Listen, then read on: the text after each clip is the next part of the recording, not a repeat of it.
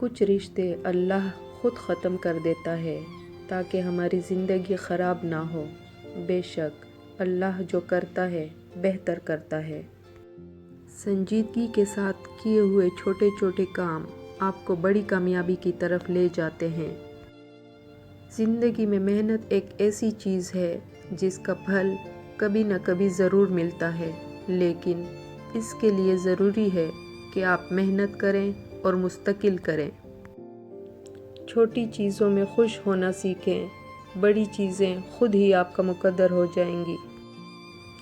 کچھ چیزیں بہت دیر بعد بھی پلٹ کر واپس آ جاتی ہیں، خصوصاً کسی کو دیا ہوا دھوکہ اور بولا ہوا جھوٹ۔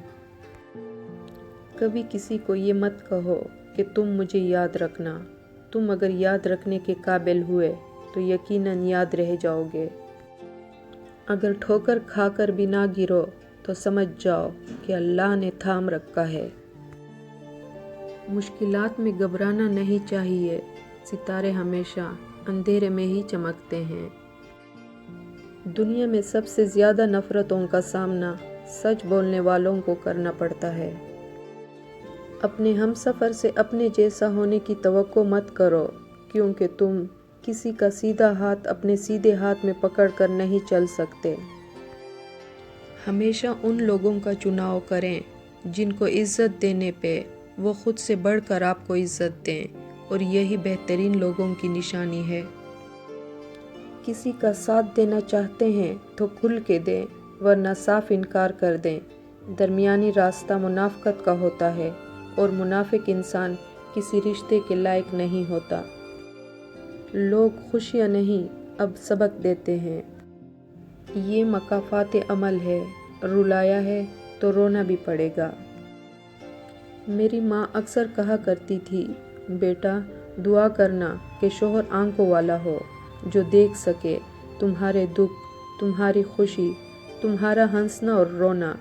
بہت لوگ آنکھوں والے ہوتے ہیں لیکن دیکھ نہیں سکتے۔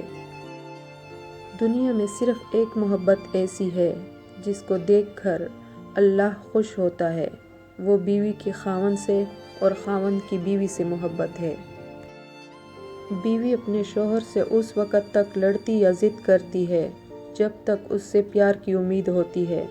جب وہ امید ختم ہو جاتی ہے تو وہ لڑنا اور ضد کرنا بند کر دیتی ہے۔ بیوی ناراض ہو کر شوہر سے بولنا چھوڑ بھی دے، مگر شوہر سے محبت کرنا، فکر کرنا پھر بھی نہیں چھوڑتی۔